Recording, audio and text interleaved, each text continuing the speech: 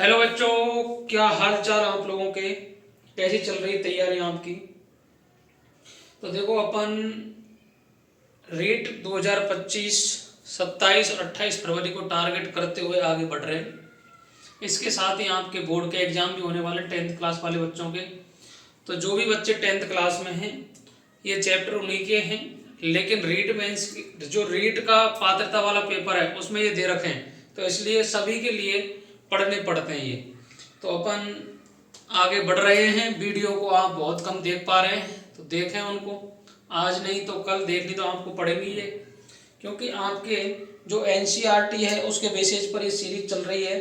तो आप ये सारी वीडियो देख लें ताकि आपके सारे क्वेश्चन आसानी से सॉल्व हो जाएं। आई बात समझ में? बोलो। इस तरीके से अपन आज जो नया चैप्टर स्टार्ट करने वाले हैं वो है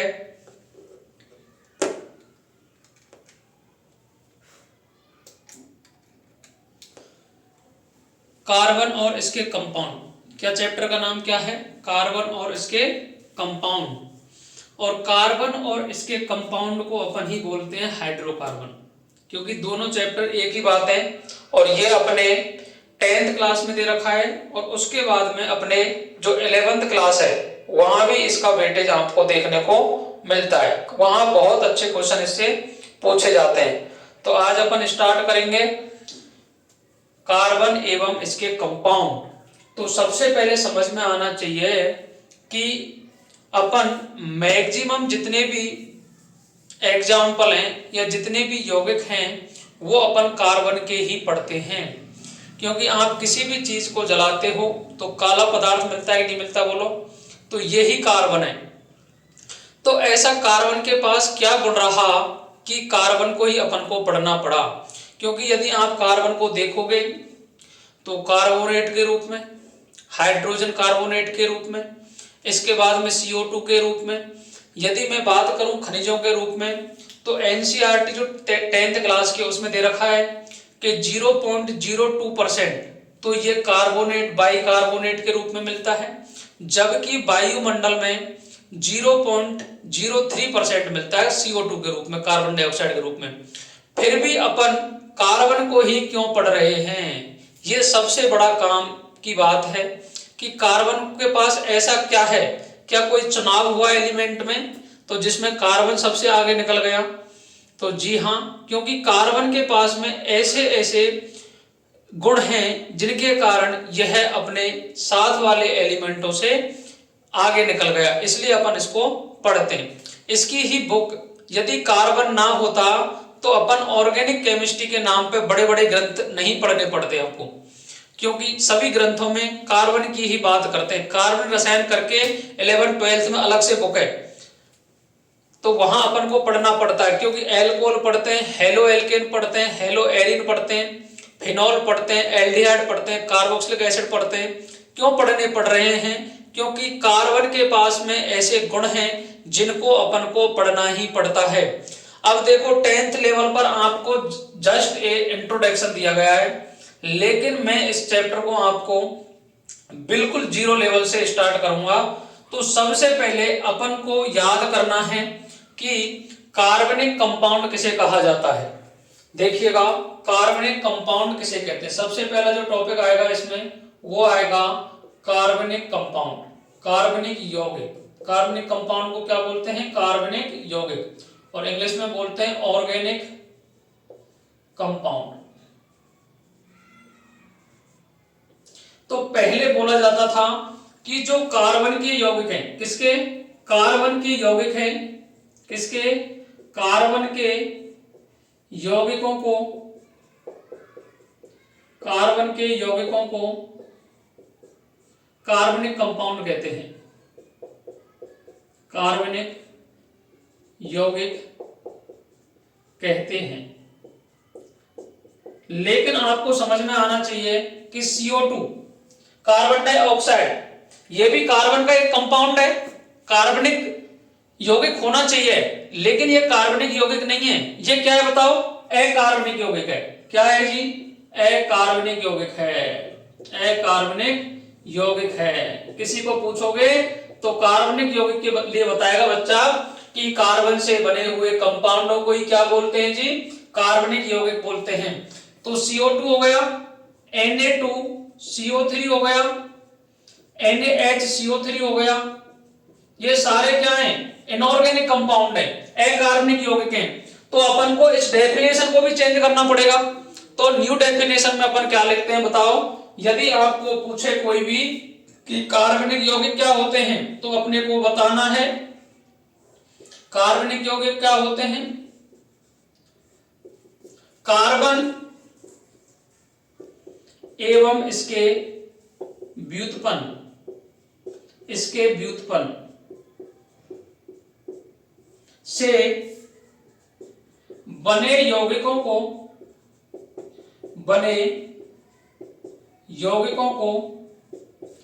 कार्बनिक यौगिक कहा जाता है। कार्बनिक यौगिक कहा जाता है। इसके लिए जैसे एग्जाम्पल की बात करता हूं, एग्जाम्पल की बात करेंगे तो जैसे CH4 हो गया, ये क्या है बोलो, ये क्या है, कार्बनिक यौगिक है। बोलो, कार्बन और इसके व्युत्पन्न है, तो कार्बन है और हाइड्रोजन, तो ये मीथेन है, इसका नाम क्या है बोलो, मेथेन है। CH3 CH2OH, इसे इथेनॉल बोलते हैं। क्या बोलते हैं जी, इथेनॉल। तो ये सारे क्या हो गए बताओ, कार्बनिक यौगिक हो गए। अब नेक्स्ट बात आती है कि हाइड्रोकार्बन क्या होते हैं। हाइड्रोकार्बन, तो हाइड्रोकार्बन किसे कहते हैं बताओ, कार्बन और हाइड्रोजन, कार्बन और हाइड्रोजन से बने हुए यौगिकों को हाइड्रोकार्बन कहा जाता है। हाइड्रोकार्बन कहा जाता है। क्या कहा जाता है, हाइड्रोकार्बन। तो हाइड्रोकार्बन में जैसे CH4 तो कार्बन और हाइड्रोजन से मिलकर बना है, तो किसे मैं लिख सकता हूं, हाइड्रोकार्बन। H का मतलब हाइड्रो और C का मतलब कार्बन। यदि मैं CH में से एक H को हटा देता हूं तो बनेगा CH3, रेडिकल बन जाएगा। बोलो, तो इसे क्या बोलेंगे बताओ, HCr, हाइड्रोकार्बन रेडिकल, और रेडिकल को हिंदी में बोलते हैं मुक्त मूलक। तो हाइड्रोकार्बन रेडिकल बन गया। इसके बाद में यदि मैं कोई भी मैंने एलिमेंट ले लिया, Cl लगा दिया, इस पर क्या लगा दिया जी, Cl, तो ये क्या बन गया बताओ, CH3Cl बन गया। क्या CH3Cl बना, तो ये क्या हो गया बताओ, हाइड्रोकार्बन डेरिवेटिव। तो बताओ ये क्या है, हाइड्रोकार्बन है, हाइड्रोकार्बन है। ये क्या है बोलो, हाइड्रोकार्बन मुक्त मूलक है। क्या मुक्त मूलक या रेडिकल। इसके बाद में ये क्या है बोलो, हाइड्रोकार्बन डेरिवेटिव को बोलते हैं व्युत्पन्न।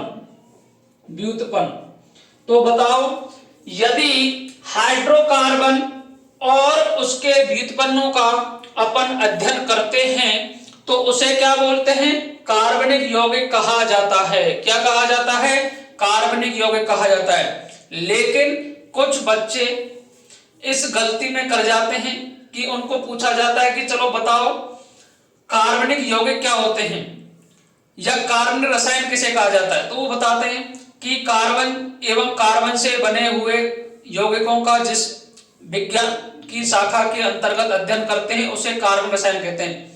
लेकिन समझो, जो न्यू डेफिनेशन है वो कहती है कि कार्बन और उसके व्युत्पन्न नौ का अध्ययन रसायन विज्ञान की जिस शाखा के अंतर्गत किया जाता है उसे अपन ऑर्गेनिक केमिस्ट्री बोलते हैं, कार्बनिक रसायन बोलते हैं।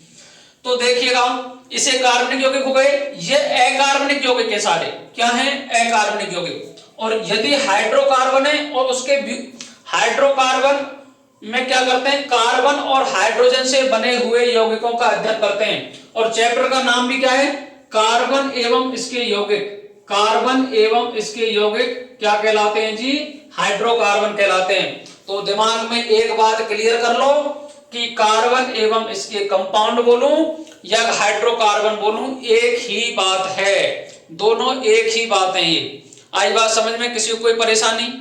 तो एक बार देख लीजिएगा इसको। इसके बाद में पहले ऐसा माना जाता था कि जीवित जंतु हैं उनसे ही अपन कार्बनिक यौगिकों का संश्लेषण कर सकते हैं। क्या कर सकते हैं जी, कार्बनिक यौगिकों का संश्लेषण कर सकते हैं। इसे दिया था बर्जीलियस ने। किसने दिया था, बर्जीलियस ने। बर्जीलियस ने, इसे बोलते हैं vital force theory, vital force theory, अर्थात इसे बोलेंगे जीवाणु जीववाद का सिद्धांत, जीववाद का सिद्धांत। यह कहती है कि कार्बनिक यौगिकों का संश्लेषण हमेशा जीवित जीवों से ही किया जाता है। पुराने समय में ऐसा माना जाता था। इसको दिया था किसने, बर्जीलियस द्वारा दिया गया था, वाइटल फोर्स थ्योरी।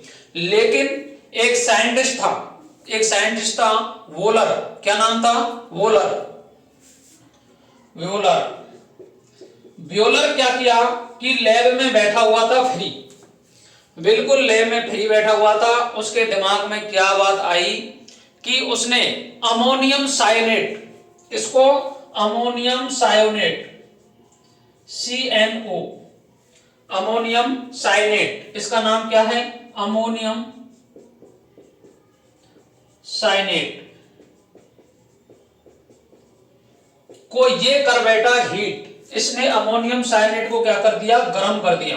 NH4CNO को इसने कर दिया हीट, और हीट करने के बाद में इसमें रीअरेंजमेंट हो गया। क्या हो गया, रीअरेंजमेंट, और इससे बन गया यूरिया।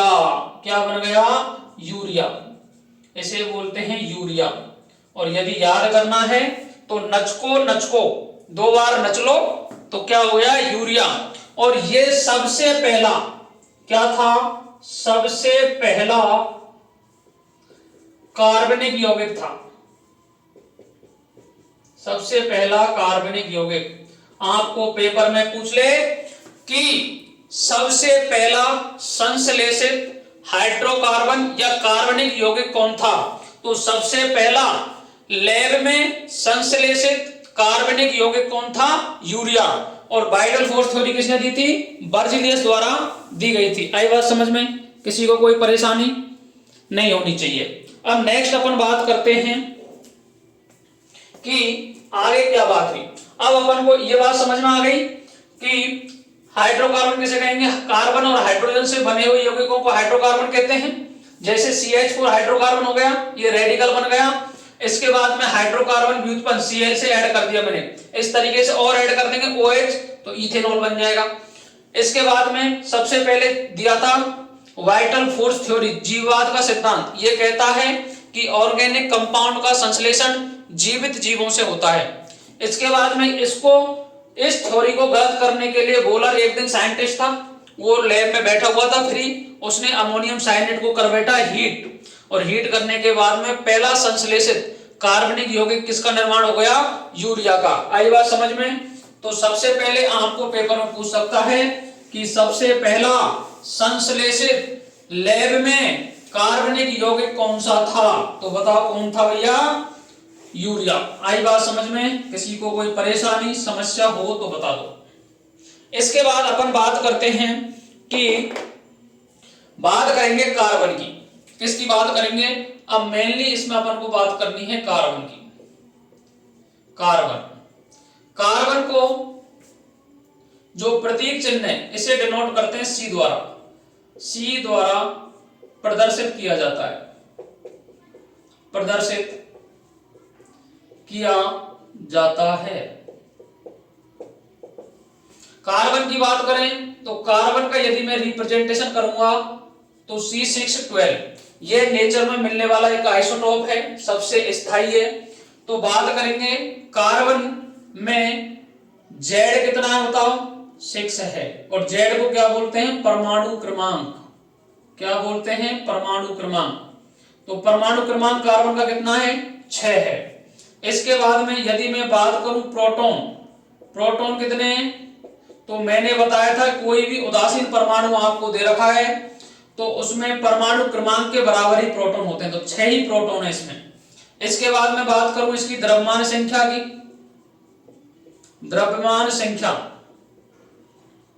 द्रव्यमान संख्या कितनी है इसकी बोलो, 12। इसे डिनोट किससे करते हैं, ए से। किससे डिनोट करते हैं, ए द्वारा प्रदर्शित करते हैं, तो 12। इसके बाद आती है बात कि न्यूट्रॉनों की संख्या कितनी है, न्यूट्रॉन की संख्या कितनी है, न्यूट्रॉन की संख्या n। और इससे कैसे निकालते हैं बताओ, a माइनस जेड से। तो a कितना है बोलो, 12 माइनस 6, तो 6 क्या आ गए इसमें, न्यूट्रॉन आ गए। मैं बात करूं इलेक्ट्रॉन की संख्या कितनी है, इलेक्ट्रॉन की संख्या, इलेक्ट्रॉन की संख्या बोलो क्या है, E माइनस से करते हैं रिप्रेजेंट इसको। इलेक्ट्रॉनों की संख्या उदासीन परमाणु दे रखा है तो परमाणु क्रमांक के बराबर होती है, तो 6 ही क्या आ गए इसमें बोलो, इलेक्ट्रॉन आ गए। तो Z कितना है इसका बोलो, Z भी 6 है, Z भी 6 है, प्रोटॉन भी 6 है, द्रव्यमान संख्या 12 है, न्यूट्रॉन भी 6 है और इलेक्ट्रॉन भी 6 है। तो आई बात समझ में, सभी 6 हैं, लेकिन द्रव्यमान संख्या क्या है, 12। लेकिन सबसे इंपॉर्टेंट बात आती है कि ये किस नेचर का प्रकृति में पाया जाता है। तो आपको याद रखना है जो कार्बन है यह सहसंयोजी बंध बनाता है, कभी भी आयनिक बॉन्ड नहीं बनाता है। और जितने भी आयनिक बॉन्ड होते हैं उनके क्वथनांक और गलनांक अपने जितने भी पास वाले कंपाउंड हैं उनसे ज्यादा होते हैं, जबकि आयनिक जितने भी कंपाउंड होते हैं वो विद्युत का चालन करते हैं। क्या करते हैं जी, विद्युत का चालन करते हैं। जबकि सहसंयोजी बंध द्वारा बंधित परमाणु या कोई भी कंपाउंड कभी भी विद्युत का चालन नहीं करते हैं। ये जनरल बात बता रहा हूं मैं आपको। इनके बॉइलिंग पॉइंट और मेल्टिंग पॉइंट भी क्या होते हैं, कम होते हैं। आई बात समझ में इतनी। इसके बाद बात करते हैं आयनन ऊर्जा। एक बात करूंगा आयनन ऊर्जा की, आयनन ऊर्जा, और एक बात करूंगा इलेक्ट्रॉन बंधुता, क्योंकि ये कॉन्सेप्ट मैं आपको बताने वाला हूं, वेरी वेरी इंपॉर्टेंट है, जो समझना है आपको। आयनन ऊर्जा किसे कहते हैं बताओ, किसी गैसीय परमाणु में से, गैसीय परमाणु में से, परमाणु में से किसी गैसीय परमाणु में से एक इलेक्ट्रॉन निकालने के लिए, निकालने के लिए आवश्यक न्यूनतम ऊर्जा की मात्रा, न्यूनतम ऊर्जा की मात्रा क्या कहलाती है, आयनन ऊर्जा कहलाती है। जैसे मैं बात करूं, यदि आपको कोई ए सॉलिड दे रखा है, ठीक है, तो इसे सबसे पहले चेंज करोगे ए गैस में, गैसीय स्टेट में होना चाहिए। ए सॉलिड से गैस में चेंज कर रहे हो, इसे बोलते हैं ऊर्ध्वपातन। क्या बोलते हैं, ऊर्ध्वपातन। और ऊर्ध्वपातन को इंग्लिश में क्या बोलते हैं, सब्लिमेशन एनर्जी। क्या बोलते हैं, सब्लिमेशन। ए गैस में से यदि आप एक इलेक्ट्रॉन निकाल रहे हो, ए गैस प्लस 1 इलेक्ट्रॉन, तो जो यहां से ये काम हो रहा है इसे बोलते हैं आयनन ऊर्जा। क्या कहा जाता है, आयनन ऊर्जा। इसके बाद नेक्स्ट बात आती है इलेक्ट्रॉन बंधुता।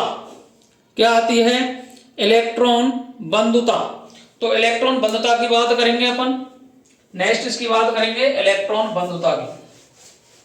ये बिल्कुल मैं आपको जीरो लेवल से पढ़ा रहा हूं, जिसमें आपको समझ में आनी चाहिए सारी बातें, ठीक है। तो देखिएगा इलेक्ट्रॉन बंधुता, किसकी बात करेंगे, इलेक्ट्रॉन बंधुता। इलेक्ट्रॉन बंधुता, और इसको बोलते हैं इलेक्ट्रॉन गेन एंथैल्पी। एंथैल्पी इसे बोलते हैं आयोनाइजेशन एनर्जी या आयोनाइजेशन एंथैल्पी, एक ही बात है। इलेक्ट्रॉन बंधुता, इलेक्ट्रॉन बंधुता किसे कहा जाता है बताओ, किसी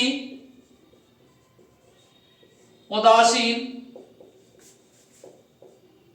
परमाणु में किसी उदासीन परमाणु में एक इलेक्ट्रॉन जोड़ने पर निकलने वाली न्यूनतम ऊर्जा को इलेक्ट्रॉन बंधुता कहा जाता है।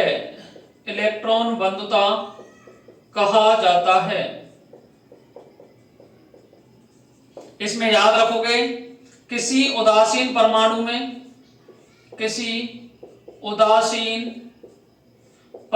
में एक इलेक्ट्रॉन जोड़ने पर हमेशा ऊर्जा निकलती है। दूसरी बात लिखोगे, किसी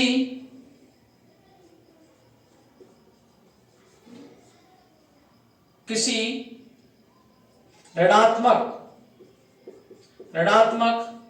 जैसे मैंने बोला ए माइनस में अतिरिक्त इलेक्ट्रॉन जोड़ने पर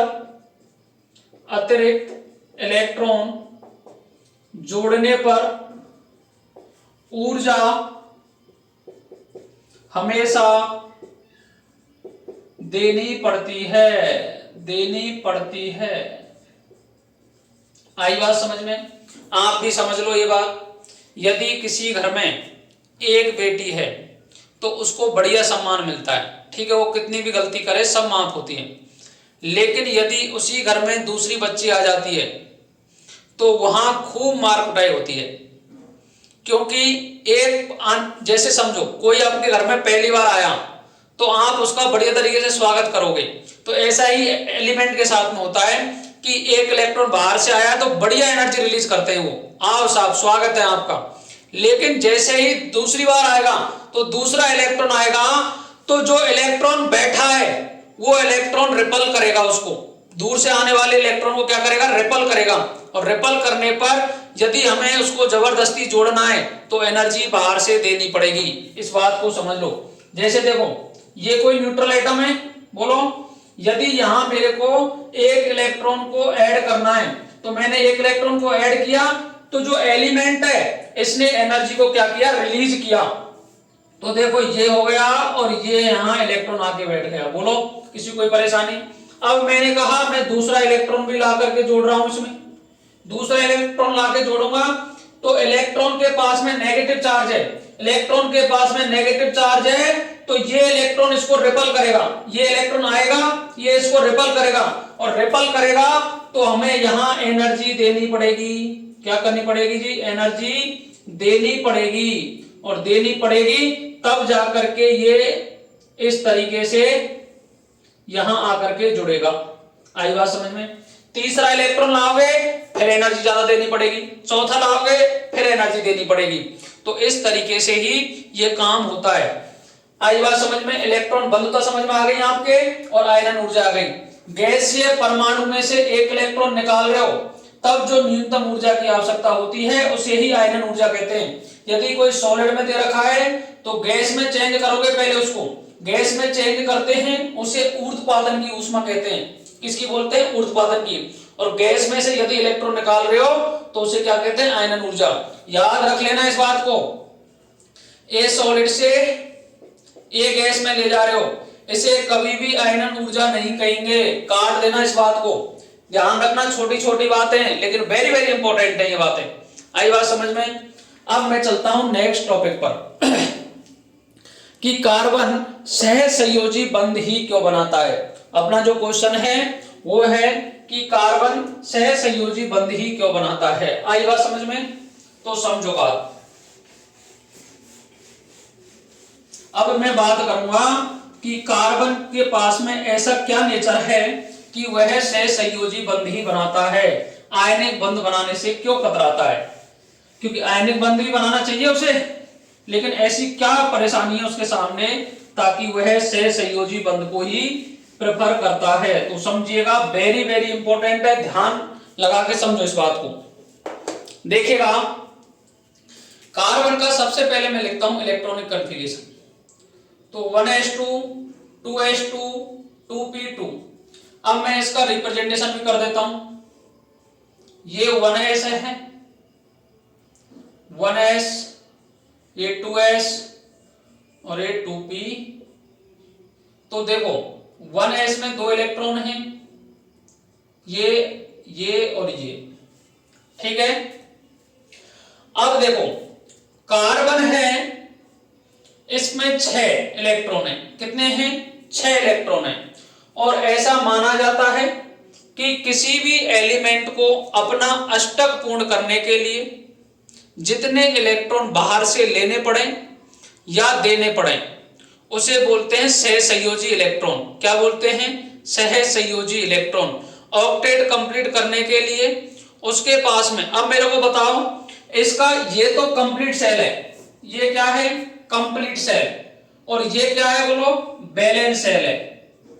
ये है बैलेंस सेल, संयोजी कोष, संयोजी कोष। और ये है कंप्लीट। तो ये खुले, तो ये तो हो गए। अब इसमें देखो, इसकी अगर मैं एक्साइटेड स्टेट बनाता हूं, जब ये बॉन्ड बनाएगा तो समझिएगा ये तो कंप्लीट है 1s। तो एक्चुअल में जो 1s है ये 1s2 है, ये 2s2 है और ये 2p2 है, ठीक है। 1s2 किसका कॉन्फ़िगरेशन है? तो एक्चुअल में तो ये हीलियम का कॉन्फ़िगरेशन है, क्या बोलो? और हीलियम इनर्ट गैस है। इसके बाद के जितने भी इलेक्ट्रॉन है ये क्या है? सहसंयोजी इलेक्ट्रॉन है। तो समझिएगा, अगर ये एक्साइटेड स्टेट में जाता है तो एक इलेक्ट्रॉन ये आ गया, एक ये आ गया, एक ये आ गया, एक ये आ गया। बोलो किसी को कोई परेशानी? तो कितने बॉन्ड बना सकता है?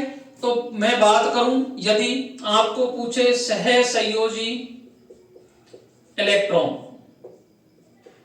कार्बन में कितने हैं बोलो? 4 इलेक्ट्रॉन है, 4 बॉन्ड ये बना सकता है। अब मैं नेक्स्ट बात करता हूं कि आपको बॉन्ड, आपको पता करना है कि सहसंयोजी इलेक्ट्रॉन कितने कितने होते हैं, वो समझ लो पहले। इसके बाद मैं बात करता हूं नाइट्रोजन की। तो नाइट्रोजन का 7 होता है, 1s2 2s2 2p3। तो ये तो हीलियम का कॉन्फ़िगरेशन है, क्या बोलो? इसके बाद में 2s2 2p3, ये कितने इलेक्ट्रॉन है इसके पास में बोलो? बैलेंस में कितने इलेक्ट्रॉन है? 5 इलेक्ट्रॉन है। कितने हैं? 5 इलेक्ट्रॉन। यहां बैलेंस सेल में कितने इलेक्ट्रॉन है? 4 इलेक्ट्रॉन है। ऑक्टेट कंप्लीट करने के लिए कितने चाहिए? अष्टक पूर्ण के लिए 8 इलेक्ट्रॉन चाहिए। ये बात आप कान खोल के सुन लो इस बात को। अष्टक यदि कंप्लीट करना है तो 8 इलेक्ट्रॉन चाहिए अपने को। तो देखिएगा, यदि मैं इसका, ये तो हो गया 1s2, ये कंप्लीट फिल है। अब ये इसका हो गया बैलेंस सेल। क्या हो गया जी? Balance cell. 1 2 1 1 1, ये क्या? 2 2 4 और 3 7। आई बात समझ में? अब मेरे को बताइएगा, यदि मैं इसके पास में बैलेंस इलेक्ट्रॉन कितने बोलो? ये भी भरा हुआ है 1s2 2s2, ये फिल है। अब ये इलेक्ट्रॉन यहां नहीं जा सकते, बोलो जा सकते हैं क्या? तो नाइट्रोजन का जो ये लोन पेयर है, ये जो इलेक्ट्रॉन है 2, ये तो लोन पेयर के रूप में मिलते हैं। तो 2 इलेक्ट्रॉन है और 3 इलेक्ट्रॉन ये, तो 3 बॉन्ड बनाता है नाइट्रोजन। कितने बनाता है? 3। तो 3 बॉन्ड बना करके 3 बॉन्ड बनाएगा, तो 3 बॉन्ड के लिए इसकी वैलेंसी कितनी हो गई वो तो बोलो। वैलेंस शेल में इलेक्ट्रॉन कितने हैं इसके? वैलेंस शेल में इलेक्ट्रॉन कितने बोलो? 5 इलेक्ट्रॉन है, ठीक है। लेकिन अगर इसको बॉन्ड बनाना है किसी के साथ में, तो ऑक्टेट कंप्लीट करने के लिए कितने इलेक्ट्रॉन चाहिए? 3 इलेक्ट्रॉन। तो इसकी संयोजकता कितनी होगी बोलो? संयोजकता कितनी होगी? 3 होती है। संयोजकता कितनी होती है? 3 होती है। और कार्बन की संयोजकता कितनी होती है बोलो? संयोजकता 4 होती है, 4 होती है, ठीक है। नेक्स्ट बात मैं बात करता हूं। अब देखो ये यहां 2s2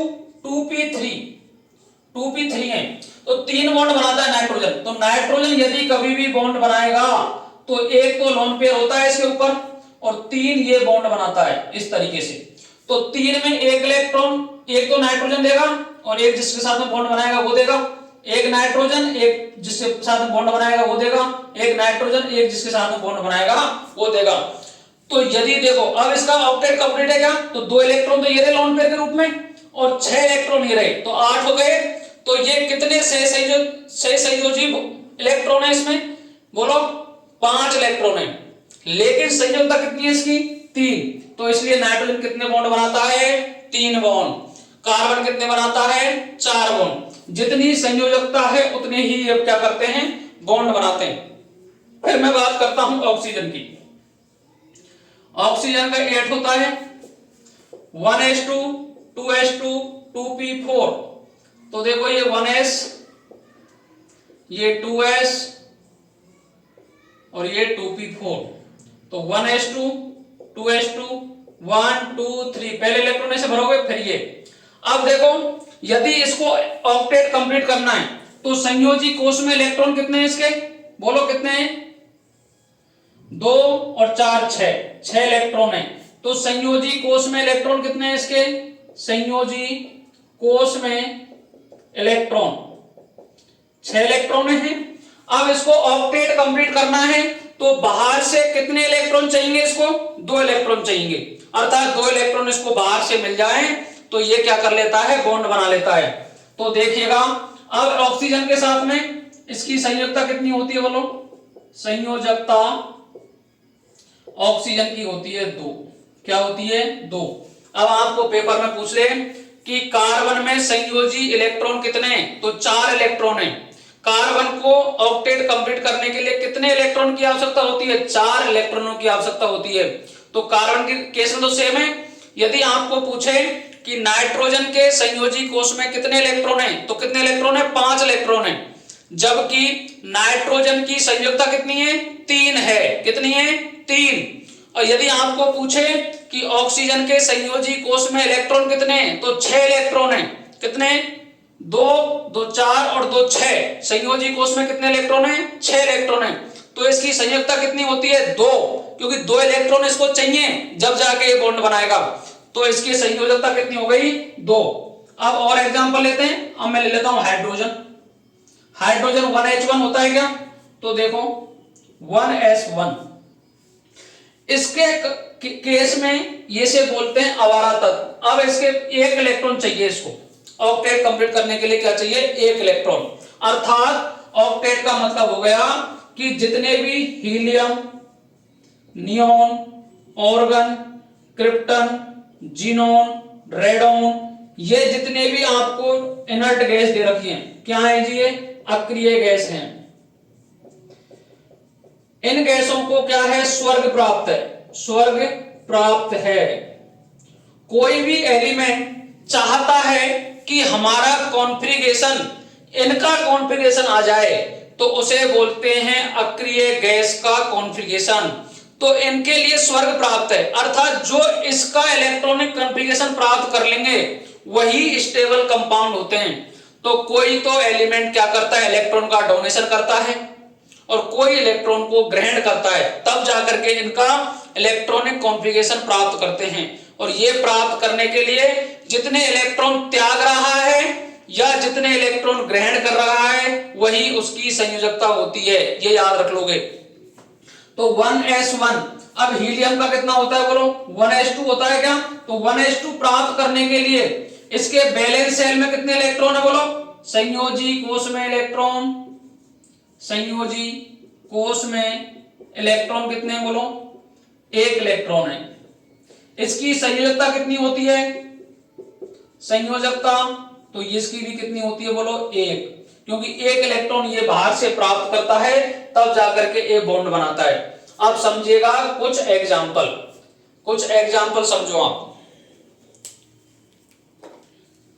आई बात समझ में, यहां तक किसी कोई परेशानी? अब देखिएगा,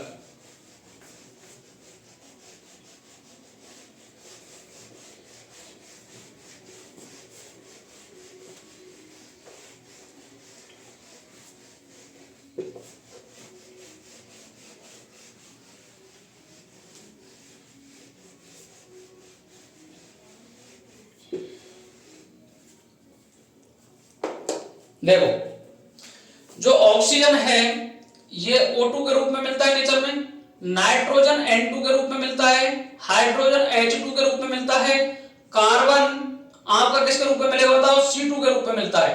ठीक है, समझो, oxygen oxygen, nitrogen nitrogen, hydrogen hydrogen, carbon carbon. Carbon का केस है ये वेरी वेरी इंपॉर्टेंट है, और इसमें मैं और बातें आपके सामने करूंगा आगे, लेकिन आप इनको समझो ऊपर वालों को। ऑक्सीजन के बैलेंस शेल में इलेक्ट्रॉन कितने बोलो, 6, तो 1 2 3 4 5 और 6। क्या किसी को कोई परेशानी बोलो? मैं अभी आपको इलेक्ट्रॉनिक कॉन्फ़िगरेशन लिख के बताया है, किसी को कोई परेशानी हो तो बता दो। इधर इस ऑक्सीजन के पास में कितने इलेक्ट्रॉन है, 6। किसी को कोई परेशानी? नाइट्रोजन के पास में कितने इलेक्ट्रॉन है, 5। इसके पास में भी कितने हैं, 5। हाइड्रोजन के पास में कितने हैं, 1। किसी को कोई परेशानी? कार्बन के पास में 4, 1 2 3 4, 1 2 3 4। किसी को कोई परेशानी बोलो? इस तरीके से इनका रिप्रेजेंटेशन हो गया। ऑक्सीजन को अपना बॉन्ड बनाने के लिए, ऑक्टेट कंप्लीट करने के लिए इस तरीके से बॉन्ड बनाया इसने। नाइट्रोजन ने इस तरीके से बना लिया ट्रिपल बॉन्ड, इसने ये बना लिया। किसी को कोई परेशानी? अब देखो, यदि मेरे को ऑक्सीजन का अष्टक देखना है तो समझेंगे कितने हैं, देखो 1 2 3 4 5 6 7 8। अब ये जो बॉन्ड के इलेक्ट्रॉन है, एक बॉन्ड में कितने इलेक्ट्रॉन है, 2 इलेक्ट्रॉन है। अब ये दोनों इलेक्ट्रॉन दोनों के सहभाजन से बने हैं, दोनों के सहभाजन से बने हैं, इसलिए ही इसे क्या बोलते हैं बोलो, सहसंयोजक बंध। इलेक्ट्रॉन के सहभाजन, इलेक्ट्रॉन के सहभाजन से बना बंध क्या कहलाता है, सहसंयोजी बंध कहलाता है। सहसंयोजी बंध कहलाता है। आई बात समझ में? इलेक्ट्रॉनों का सहभाजन हुआ, उससे जो बॉन्ड बना है उसे क्या कहा, सहसंयोजी बंध। इसमें 2 इलेक्ट्रॉन है, इसमें भी 2 इलेक्ट्रॉन है, इसमें भी 2 इलेक्ट्रॉन है, इसमें 2 इलेक्ट्रॉन है।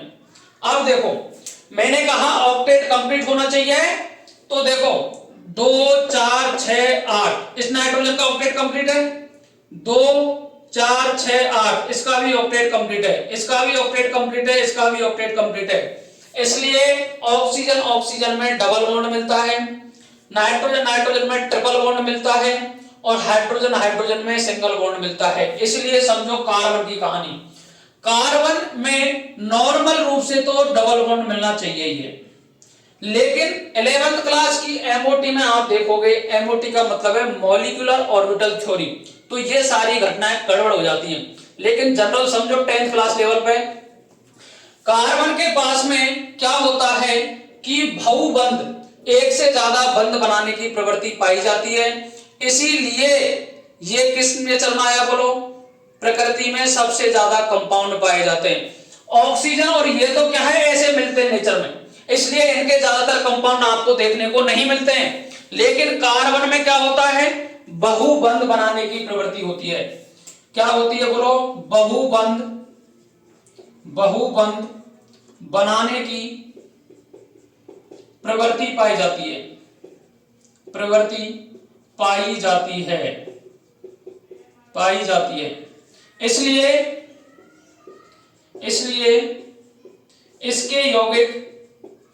इसके यौगिक प्रकृति में अत्यधिक पाए जाते हैं। देखो, कार्बन सिंगल बॉन्ड में भी रहता है, कार्बन डबल बॉन्ड में भी रहता है, कार्बन ट्रिपल बॉन्ड में भी रहता है। इसे बोलते हैं एल्कीन, इसे बोलते हैं एल्काइन। क्या बोलते हैं, एल्काइन। इसलिए कार्बन में बहुबंध बनाने की प्रवृत्ति के कारण ही सबसे ज्यादा कंपाउंड इसके मिलते हैं। अब आप कहोगे कि सर कार्बन ने सहज संयोजी बंध ही क्यों बनाया, आयनिक बंध क्यों नहीं बना सकता ये, इसके पास में ऐसी क्या परेशानी रही कि यह आयनिक बंध बनाने के काबिल नहीं रहा। ये वेरी वेरी इंपॉर्टेंट सवाल है और सभी के दिमाग में आना भी चाहिए। अब देखो, कार्बन यदि मैं गैसीय स्टेट में ले जाता हूं, इससे मैं एक इलेक्ट्रॉन निकालता हूं तो कार्बन प्लस में जाएगा क्या, बोलो। एक इलेक्ट्रॉन निकालने के बाद में कार्बन प्लस में जाना चाहिए इसको। दूसरा इलेक्ट्रॉन निकालने के बाद में कार्बन +2 में जाएगा, एक इलेक्ट्रॉन यहां से निकाल दिया मैंने। इसके बाद में कार्बन +3 में जाना चाहिए, एक इलेक्ट्रॉन और निकाल दिया। इसके बाद में एक इलेक्ट्रॉन और निकाला, कार्बन +4 में जाना चाहिए। आई बात समझ में, किसी को कोई परेशानी। दूसरी कंडीशन, पहले कंडीशन तो यह है कंडीशन नंबर 1, दूसरी है कंडीशन नंबर 2। कंडीशन नंबर 2 जो मैंने आपको अभी बताई थी, इलेक्ट्रॉन बंद था और आयनन ऊर्जा, वो समझो। कार्बन गैसियस स्टेट में है, एक इलेक्ट्रॉन ऐड कर दो इसमें, कार्बन माइनस में गया क्या, बोलो। मैंने एक इलेक्ट्रॉन और ऐड किया, कार्बन -2 में गया क्या, बोलो। मैंने एक इलेक्ट्रॉन और ऐड कर दिया, कार्बन -3 में गया। मैंने एक इलेक्ट्रॉन और ऐड कर दिया, कार्बन -4 में गया। किसी को कोई परेशानी, बोलो। अब मेरे को बताओ, कार्बन में यहां प्रोटॉन कितने, 6 प्रोटॉन है। यहां प्रोटॉन कितने, 6 प्रोटॉन है। इलेक्ट्रॉन कितने हैं, बोलो। 7 इलेक्ट्रॉन है क्या। यहां प्रोटॉन कितने, प्रोटॉन तो सेम ही रहेंगे 6, इलेक्ट्रॉन कितने हैं, बोलो। 7 हो गए, 8 हो गए क्या, बोलो। 8 हो गए क्या। यहां प्रोटॉन कितने हैं, बोलो। 6 ही हैं। और यहां इलेक्ट्रॉन कितने हो गए, 9 हो गए क्या। यहां प्रोटॉन कितने हैं, 6 हैं। इलेक्ट्रॉन कितने हैं, बोलो। 10 इलेक्ट्रॉन हो गए क्या। किसी को कोई परेशानी, समझो इन बातों को। टाइम लगेगा, एक बार कॉन्सेप्ट दिमाग में क्लियर होने चाहिए ताकि अपन को क्वेश्चन में गलती ना हो। मैक्सिमम हमें क्वेश्चन सॉल्व करना आना चाहिए, क्योंकि जब तक क्वेश्चन में आपकी अप्रोच नहीं बनेगी तब तक ये बातें समझ में नहीं आएंगी। मेरे को यहां बताओ, यहां प्रोटॉन कितने हैं जी, 6 हैं। यहां इलेक्ट्रॉन कितने हैं, 6 हैं। किसी को कोई परेशानी, यहां भी इलेक्ट्रॉन कितने हैं, 6 हैं। यहां देखो, प्रोटॉन तो यहां भी 6 हैं, इलेक्ट्रॉन यहां 5 रह गए। यहां प्रोटॉन अभी भी 6 हैं, इलेक्ट्रॉन यहां 4 रह गए। यदि मैं यहां बात करता हूं तो प्रोटॉन यहां 6 हैं, इलेक्ट्रॉन यहां 3 रह गए। प्रोटॉन यहां कितने हैं, 6 हैं, इलेक्ट्रॉन यहां 2 रह गए। किसी कोई परेशानी, समस्या, दर्द हो तो बताओ।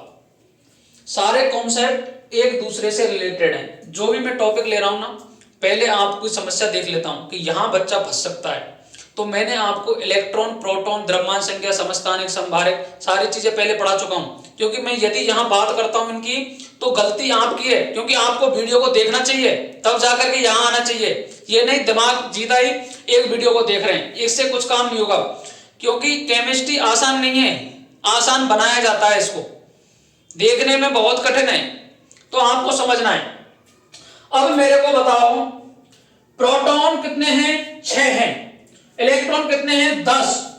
तो जो प्रोटॉन जिसके पास में 6 प्रोटॉन हैं, वो क्या 10 इलेक्ट्रॉनों को रख सकता है? क्या नहीं रखेगा, क्योंकि छोटा सा नाभिक है और छोटे से नाभिक में 10 इलेक्ट्रॉन है, तो रिपल्सन करेंगे। छोटे से घर में 10 व्यक्तियों को रखोगे तो लड़ लड़ के मर जाएंगे। यही कारण यहां होता है, क्योंकि छोटा सा नाभिक है, उसमें 10 इलेक्ट्रॉन भरे हुए हैं और 10 इलेक्ट्रॉनों में रिपल्सन होगा तो उसकी स्टेबिलिटी क्या होगी? गड़बड़ा जाएगी। स्टेबिलिटी जैसे ही गड़बड़ाएगी तो कार्बन अपने हाथ खड़े कर देता है, भैया ये मैं नहीं कर सकता। तो आई बात समझ में? तो ये भी कार्बन नहीं करता है। 4 इलेक्ट्रॉन बाहर से लेकर के 6 प्रोटॉन वाले नाभिक में 10 इलेक्ट्रॉनों को कभी भी नहीं रखता है, क्योंकि अनस्टेबिलिटी बढ़ती है, अस्थिरता बढ़ जाता है, इसलिए ये काम भी नहीं करता।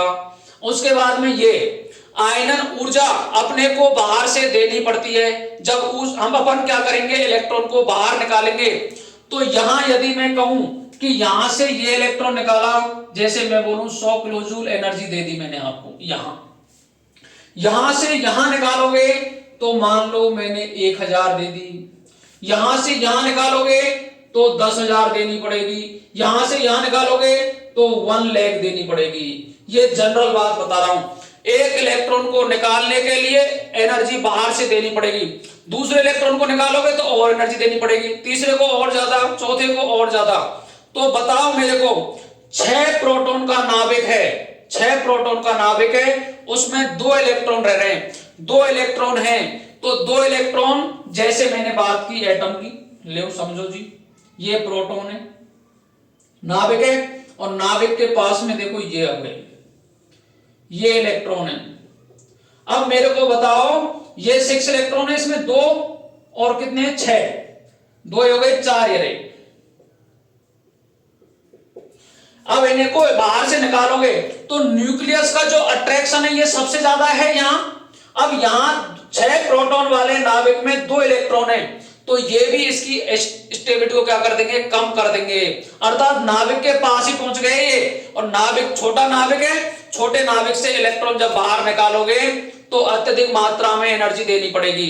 अत्यधिक मात्रा में यदि एनर्जी देनी पड़ेगी तो ये काम भी कार्बन नहीं करता है।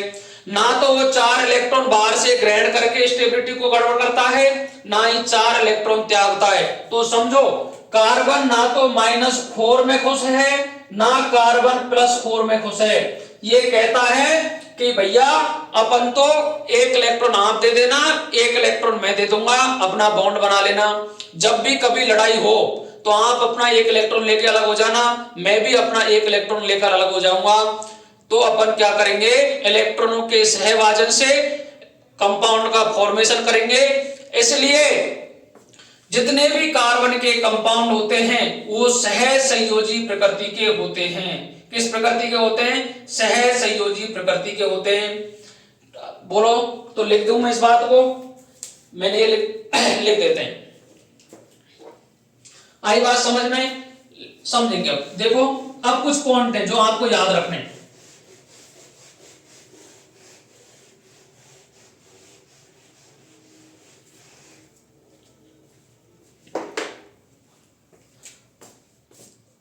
कार्बन के अधिकांश कंपाउंड, अधिकांश यौगिक सहसंयोजी प्रकृति के होते हैं। सहसंयोजी प्रकृति के होते हैं।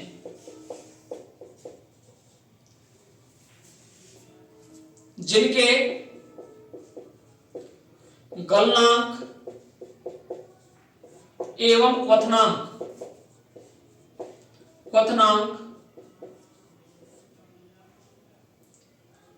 आयनिक यौगिकों से आयनिक यौगिकों से कम होते हैं। तीसरी बात देखेंगे,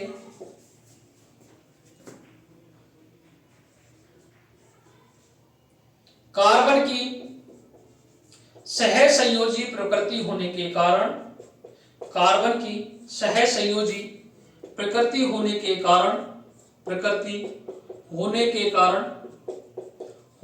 कारण ये विद्युत के कुचालक होते हैं। इसका एक अपवाद है जो याद रखना है, अपवाद है ग्रेफाइट। क्या है जी? ग्रेफाइट। इसके बाद में याद रखना है आयनिक यौगिक का मतलब क्या हो गया बताओ? आयनों से बने हुए। जैसे मैं बात करूं NaCl, तो Na+ और Cl- से मिलकर बना है, तो ये आयनिक कंपाउंड है। आयनिक यौगिकों के गलनांक व क्वथनांक उच्च होते हैं, जबकि ये विद्युत के चालक होते हैं, विद्युत के सुचालक होते हैं।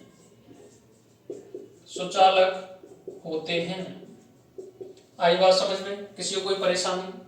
इसके बाद में कार्बन के पास में ऐसे दो गुण हैं जिनके कारण यह है सबसे ज्यादा प्रकृति में पाया जाता है। आप किसी भी चीज में ले लो, खाना बना लो, कपड़े ले लो, आदमी मर जाए तब ले लो, जिंदा है तब ले लो, सबसे ज्यादा कार्बन के ही कंपाउंड आपको देखने को मिलते हैं। ठीक है, नेक्स्ट लिखते हैं इसमें जो महत्वपूर्ण कारण है इसके। ये बात समझ में आ गई आपके? महत्वपूर्ण जो कारण है इसके, जिस कारण इसको प्रकृति में बाहुल्यता पाई जाती है, क्या चक्कर है इसका, तो समझिएगा। जो महत्वपूर्ण गुण है इसके, महत्वपूर्ण गुण, सबसे पहले कार्बन की 4 संयोजकता होती है। सबसे पहला गुण है ये, संयोजकता होती है। ये 4 गुण बना सकता है जी। कैसे बनाएगा बोलो? 1 2 3 4 गुण बना सकता है, इससे ज्यादा कोई भी गुण नहीं बनाता, इसलिए इसको यहां प्रायोरिटी मिली है। दूसरी है, कार्बन में श्रृंखलन का गुण पाया जाता है। किसका गुण? श्रृंखलन का गुण पाया जाता है, श्रृंखलन का गुण पाया जाता है। ये क्या करता है कि कार्बन की संयुक्तता 4 है, तो 1 2 ये श्रृंखलन का गुण, ये कार्बन जुड़ गया इससे, ये कार्बन जुड़ गया, ये कार्बन जुड़ गया, ये कार्बन। अब इसके पास भी 4 वैलेंसी है, तो ये कार्बन, ये कार्बन, इसके पास में भी 4 है, ये भी 4 है, ये भी 4 है, ये भी 4 है, ये भी 4 है। अर्थात इस तरीके से इसमें श्रृंखलन का गुण पाया जाता है, इसलिए ये सभी एटम से अपनी अलग ही क्षमता बना लेता है, जिसके कारण भी इसका क्या है, कार्बन के सबसे ज्यादा कंपाउंड देखने को मिलते हैं। तीसरा क्या है बोलो? कार्बन में एक से ज्यादा बंध बनाने की क्षमता पाई जाती है। एक से ज्यादा बंध बनाने की क्षमता पाई जाती है। यदि आपको पूछे कि कार्बन का और क्या नाम है, तो कार्बन को चंचल तत्व कहा जाता है, चंचल तत्व कहा जाता है। कार्बन का प्रकृति में कौन सा स्थान है? 17वां स्थान है, 17वां स्थान है। आई बात समझ में? किसी को कोई परेशानी, समस्या, दिक्कत हो तो बता दो। इस तरीके से कार्बन का जो सामान्य परिचय है ये यहां हो जाता है खत्म, जिससे आपको पता रहना चाहिए। ये वीडियो को कंप्लीट देखें आप, आपके दिमाग के सारे जो पुर्जे हैं वो खुल जाएंगे कि किस तरीके से कार्बन ही पहले नंबर पे आया और क्यों नहीं आए। तो इसके लिए अपन को इसको बताना पड़ा है। जनरल सामान्य परिचय में यही बताना पड़ा है कि कार्बन ही ऐसा है जिसके पास में ये गुण पाए जाते हैं, इसलिए पहले नंबर पे आया है। बाकी देखो नेचर में नाइट्रोजन 78% है, कार्बन तो 0.03% है, फिर भी पहले नंबर पे चला गया। पूरी ऑर्गेनिक केमिस्ट्री के ग्रंथ बना दिए इसने। लेकिन नाइट्रोजन के पास में ऐसा क्या नहीं रहा कि ये बॉन्ड नहीं बना पाया, अर्थात अपना जो अस्तित्व है वो बना क्यों नहीं पाया। ऑक्सीजन 21% मिलती है नेचर में, लेकिन उसके भी कंपाउंड बहुत कम मिलते हैं। क्या कारण है? कार्बन आगे गया। तो कार्बन किसके कारण आगे गया? 4 संयुजकता होती है, जबकि ऑक्सीजन और नाइट्रोजन की तो 3 और 2 ही होती है। इसके बाद में संकलन का गुण पाया जाता है। कार्बन की 4 संयुजकता है, तो प्रत्येक कार्बन एक दूसरे से जुड़ जाएगा। एक कार्बन ये ऐसे ऐसे ऐसे, तो क्या बन गया? नेटवर्क बन गया पूरा। और नेटवर्क बन गया तो इसके कारण भी इसका स्थायित्व क्या हो जाता है? बढ़ जाता है। इसलिए इसके कंपाउंड प्रकृति में सबसे ज्यादा मिलते हैं, इसलिए भी आगे गया। इसके बाद है कारण में एक से ज्यादा बॉन्ड मिलते हैं, ये सिंगल बॉन्ड ही बना लेता है, डबल भी बना लेता है, ट्रिपल भी बना लेता है, इस तरीके से बॉन्ड भी बना लेता है। तो ये भी किसका कारण आया कि इसको आगे बढ़ाने में इसका भी क्या हुआ? हाथ हुआ। इसके बाद में कार्बन को चंचल तत्व कहते हैं। चंचल क्यों कहते हैं? क्योंकि ये सभी के साथ में रिएक्शंस कर रहा है, कोई भी कंपाउंड ले लो सभी के साथ में रिएक्शंस होकर देता है, तो इसलिए चंचल तत्व कहलाया। प्रकृति में स्थान कौन सा है? 17वां स्थान पाकर भी बड़े बड़े ग्रंथ बना गया केमिस्ट्री के। तो कार्बन के पास कुछ ना कुछ तो रहा होगा। तो मैंने आपको ये जनरल बातें की है सारी, तो इनको देख लें। कल अपन कार्बन का क्या करेंगे? हाइड्रोकार्बन का वर्गीकरण करेंगे कि एसाइक्लिक क्या होते हैं, साइक्लिक क्या होते हैं, संतृप्त क्या होते हैं, असंतृप्त क्या होते हैं। इसके बाद में इनकी जो अपर रूप है, क्रिस्टलीय अपर रूप क्या होते हैं, अक्रिस्टलीय अपर रूप क्या होते हैं। इसके बाद में इसके जो डेरिवेटिव है, इथेनॉल, एल्डिहाइड, कीटोन, इनकी रिएक्शंस देखेंगे अलग अलग तरीके की। ऑक्सीडेशन क्या होता है, रिडक्शन क्या होता है, विस्थापन अभिक्रिया क्या होती है। इस तरीके से चैप्टर को अपन कंबाइन कर लेंगे। लेकिन इस वीडियो को आप ज्यादा से ज्यादा शेयर करें, साथियों के साथ देखें और चैनल को सब्सक्राइब कर लें। आई बात समझ में? Thank you very much. Radhe Radhe, जय श्री कृष्णा, जय श्री श्याम।